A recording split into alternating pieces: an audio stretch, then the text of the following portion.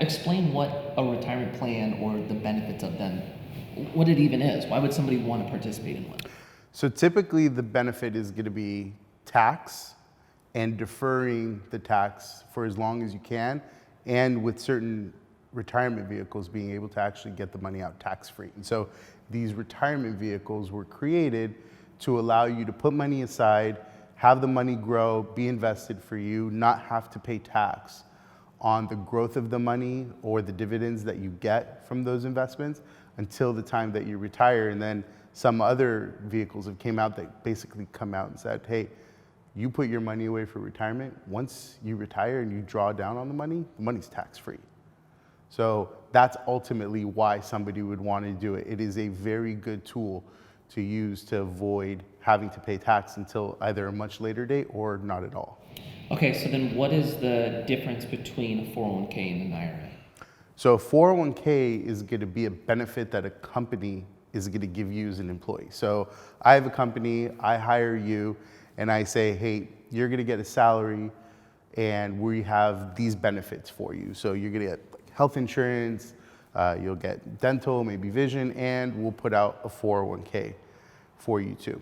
The 401k typically comes with what's called a match from the employer. So me as the company will match the contribution that you make. And that's where the value really kicks in for you, because if you think about it, whatever you put in, if I match your contribution, I just doubled your investment right off the bat. And so as you work in a company or companies, because you can always roll it over a period of time, that money's going to grow for you really nicely, especially with the match. Okay, and something like a 401k, are we taxed before we put money in, or are we taxed as we pull money out? Yeah, so it's a good question, and it depends. So when you start working at a company and you look at what the benefits are offered, you're going to find out, is it a traditional 401k or is it a Roth 401k? And depending on which one it is, it'll dictate if it's a post-tax contribution or a pre-tax contribution from you as the employee. So let's say that we're talking about a traditional 401k.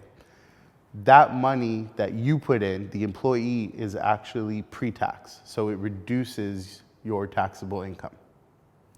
If it's a Roth 401k, your contribution, the money you put in, is post-tax. So on a 401k, we're taxed before we put money in. We're deferring our taxes to a later date, hoping that the amount of money that we make in our 70s is a lower tax bracket than what we're making in our 40s. So when we pull our money out, it's typically taxed lower, correct? That's the general school of thought, is that you typically are going to be on a fixed income in retirement, that you're not going to have as much fluctuation, and that, yeah, you would be in a lower tax bracket upon retirement. And then something like an IRA, where you're taxed first, then your money goes into the IRA, then you're basically receiving all your gains tax-free as the thing grows, or you still tax as you pull out? So in a traditional IRA, you have money that you put in, and then you deduct that deposit or that contribution from your taxes. So it's like pre-tax dollars going in. There are 3 stages. That's stage 1, is the contribution stage. Stage 2 is growth, which is, I'm 25 years old. I'm going to keep the money there until I'm 60, right? So I have 35 years. Over the course of those 35 years, that money that I put in every year is going to grow. It's going to get invested. That's all going to grow tax deferred. So I'm not paying those taxes on the 35 years. But once I hit 60 and I retire, and now I need that money to pay for my retirement, as I pull money out of there, whatever I pull out is taxable income. But a Roth, in contrast, is post-tax money in the deposit or contribution stage, right? So you're not deducting it from your taxes when you put the money in. Stage 2, which is the growth stage, same thing, grows. No taxation happens in the growth stage. So stocks go up, the funds go up, dividends get paid out, you don't get taxed on any of that. The beauty of the Roth is that when you retire, though, and you start pulling that money out, you pay no taxes on it. It's completely tax-free money.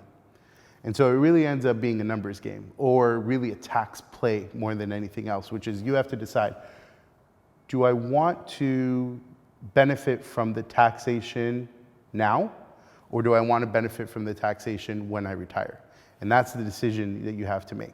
And more often than not, you want to go with paying no taxes at retirement, because the growth and the compounding interest element that goes into it ends up adding a lot of money. So take an example. Let's say you're 25 years old and you're putting $500 a month away into your Roth, or $6,000 a year.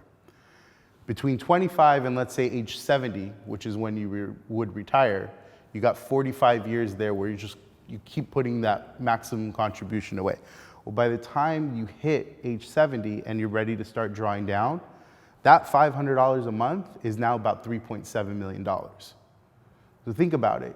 You put in $6,000 a year for 45 years. You put in $270,000. Your 270, because of interest and the compounding effect, just grew to 3.7. Now, we're assuming you probably get about 9% on your money, which over the long run, between a more aggressive portfolio in your youth versus a more conservative portfolio, you can play around with what the return is on the investment. But the key is that you're putting in very little compared to what it actually grows into. But here's the better part of it, which is that $3.7 million that you're now going to pull out of it, you're not paying any tax on it. And that's where the value of the Roth comes in. So the question again becomes, do you want to do a pre-tax contribution now when you're 25 years old, when the effect is marginal for most people, or do you want to have that 3.7 million bucks when you're 70 years old be tax-free for you? And that's ultimately what the decision is. So to the example you made, let's say you're a 25-year-old kid, and you just started working somewhere who offers a 401k or a match. Do you start with the 401k or do you start with the IRA? Yeah, you definitely want to start with the 401k with a caveat, not if you're in debt. Okay. So let's assume that you're not in any debt. We definitely want to start with the 401k, and we want to give as much into the 401k as the company will match. So I'll give you an example of what some of the language somebody could expect to see in their benefits package. We the company will match 6% of the salary that you contribute. So if you make $100,000, 6% means that they'll match up to $6,000, which means now your contribution will be $6,000. So you put in 6, the company puts in 6, it's now 12, let 12,000 go to work. And that 12,000 goes to work for you, and then every year you contribute, and then the company will match, and then you go to work. People are chasing strong returns on their investment. Well, if you take advantage of the company match, it's 100% return on your investment. If you put in 6,000 and the company gives you 6,000, your money right there. And so let the money continue to work. Yes, you will get taxed on it on the back end, but the value of that match is really significant. Now, if you are making enough money to be able to actually save more, you want to earmark about 15% of your income for savings. If there's money left over after that, should go to the Roth. 100% go to the Roth. So now you have two vehicles working for you simultaneously. You got your 401k working for you, and then you have a Roth IRA working for you too. One is taxable upon retirement, one is going to be tax-free upon retirement. Okay, so for somebody who wants to invest in their 401k, what are things they should look out for when an employee matches? Is there a vesting schedule? Is there something that happens if you leave before, let's say, they match you, you don't get to participate in it? Are there fees on it? Who manages it? Yeah, so all good questions, and all questions you should actually ask. So on the vesting schedule, typically the way that a company will do what's called a vesting schedule is they'll say, okay, you came and you started working with us. We're going to do that 6% match. So we use the same 100 grand as the example. $100,000 in salary, you put in 6,000, we put in 6,000 to match you. We now have a vesting schedule though, which means you have to work for the company for a certain period of time in order for my 6 grand to actually be yours. And so the way that the most typical vesting schedules you'll see is typically what's called a 3-year cliff or a 2 to 6 year graded. The easy way to know it is means if you see a cliff, it means there's a benchmark, and the moment you pass that benchmark, you're 100% vested. So if it's a 3-year cliff, the moment you hit 3 years and 1 day, 100% of my contributions is now yours. You walk away with all of it if you leave the company. If it's graded, however, and it's, let's say, a 6-year graded, then every year after the second year, 20% more of my contribution becomes yours as the company's. So it can become a little complicated. The easiest way to think about it is to say, look, if I work for the company for 4 years, it's a 60% vesting. So if I put in $6,000 as the company to match your, as the employee's contribution, for 4 years, the company gave you $24,000.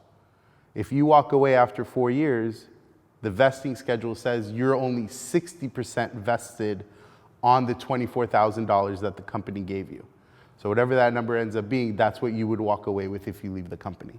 So it's important to know that, because if, let's say, you're in a 6-year graded vesting schedule, and after 5.5 years, you start thinking, well, maybe I should leave, you may want to reconsider and say, hey, I might want to stay that extra 6 months to get the last 20%. So it's important to look at what your vesting schedule is, and then apply whatever that is to make decisions if and when you choose that you want to leave the company. On the fees are definitely really important to look at. You want to see what options are available for you to invest in. Typically, the bigger companies are able to negotiate lower fees because there's so many dollars going into the plan. But in the benefits package, it'll say what types of fees are associated with the 401k. Let's say you're my boss, I have a 401k with you. Who manages my retirement plan as far as the things I'm investing in? Is that you who chooses, or do I get to choose? We will choose options, and then you have to pick from the option.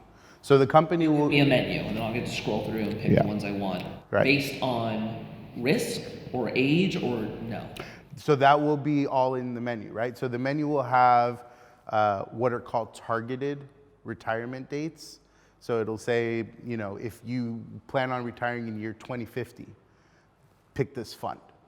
And if you are young and 2050 is, 30 years away, you'll see that that targeted 2050 fund will be weighted a little more heavier in stocks. And then as you get older, meaning as you get closer to retirement, that portfolio becomes more conservative for you. So it shifts as the time goes on. Or you can pick your own funds inside of different, fund categories: small caps, mid caps, large caps, growth funds, income funds. But you can pick and choose their options, and it could be daunting, which is why a lot of people would typically go for, okay, I know I'm going to retire, let's say in 2050, I'll just take a 2050. But you should be careful with doing that, because sometimes you'll want to not go as conservative as quickly as the fund may dictate for you. And so when you start working at a company, one of the good questions that you want to ask is there somebody inside of the human resources group that can help guide me on these decisions? If there is, great. But if there isn't, you could take your benefits package and you can go meet with an advisor and say, help me understand this. What are these different portfolios? What kind of risk is involved? Help me with, coming up with the decision. If your parents have an advisor, go talk to your parents' advisor. If you have a friend who has an advisor, ask to talk to them. They may charge you, for sitting down for an hour and looking at it. And, if that's the case, it's money well spent, in the sense that you now have greater guidance. But you definitely will want to get a little bit of guidance looking into what your actual options are. Okay. Is there a size when that applies?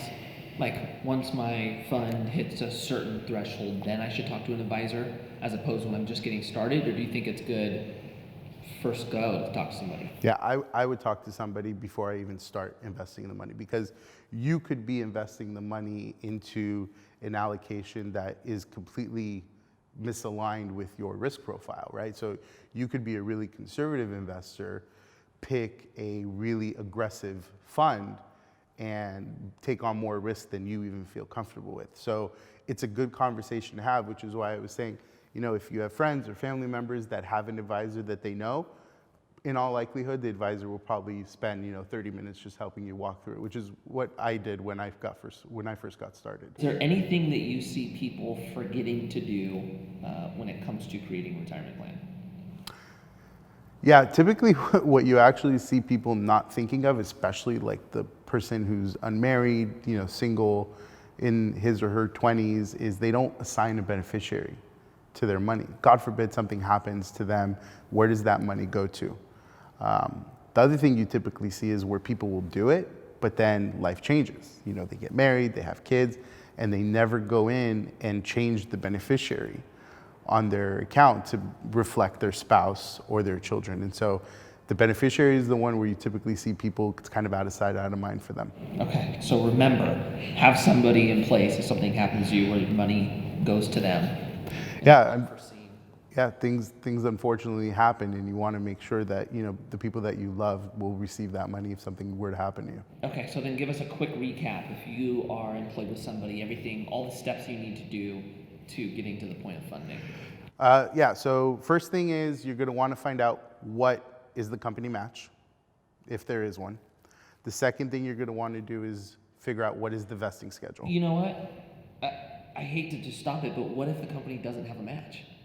If the company doesn't have a match, I would say don't invest in the 401k and start with the Roth first. Okay, so if company doesn't have a match, go straight to Roth. Yeah. Is there a percentage that makes sense to match? Like what if the company's like, yeah, I'll match you up to like a point? Is that still Whatever the match is, do it. Take it. Okay. Unless you're in debt. We're going to cover that after. Okay. We'll cover the debt one after. Okay, so then clear through the 4-5 steps to basically go over before funding. So find out what the match is, step one. Step two is find out what is the vesting schedule. Is it that 3-year cliff or the graded? Step three is find out if it's a traditional 401k or if they have the ability to make it a Roth 401k, because that would be really important. Step 4 is going to be look at and research the different funds that you can invest your money into. And then research it yourself, talk to an advisor, or see if your HR department is going to have somebody that can help give you some guidance on that one. And then lastly, which we just talked about, step 5, which is make sure you have a beneficiary assigned to the 401k. Okay. So for the person who doesn't have an employer who offers a 401k or a match, like let's say like the creative, somebody doing like digital marketing, Mike, what do they do? Well, what's their step to creating a retirement plan when it's not offered to them? So anybody who's a creative that has their own... Or a skater, just somebody who doesn't work for a company, they work for themselves, they don't have employees, maybe they're not making enough to actually even be incorporated. Yeah, I would say anybody in that situation, start with your CPA, because you're already filing taxes for yourself as an individual, and just ask them the simple question, which is, does it make sense for me to incorporate or create an entity, assuming you don't already have one, in order to benefit from some sort of a 401k plan? If your CPA isn't the type of person that you can go ask, you can go and find yourself an advisor and ask them that very same question.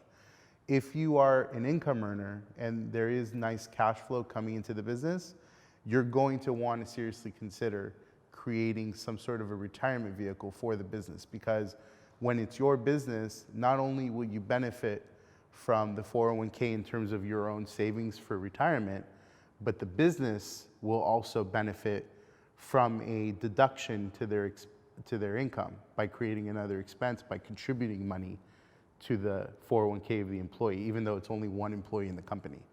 So if it's your own company, you should definitely talk to either your CPA or an advisor and say, this is my income, these are my expenses, does it make sense for me to spin up a 401k or any kind of a retirement plan for myself? Okay. In all likelihood, the answer would be yes. Okay. What about the person who works for somebody and the company doesn't offer one, and they don't have their own business? Yeah, that person, you would say, go out there and start with the Roth IRA.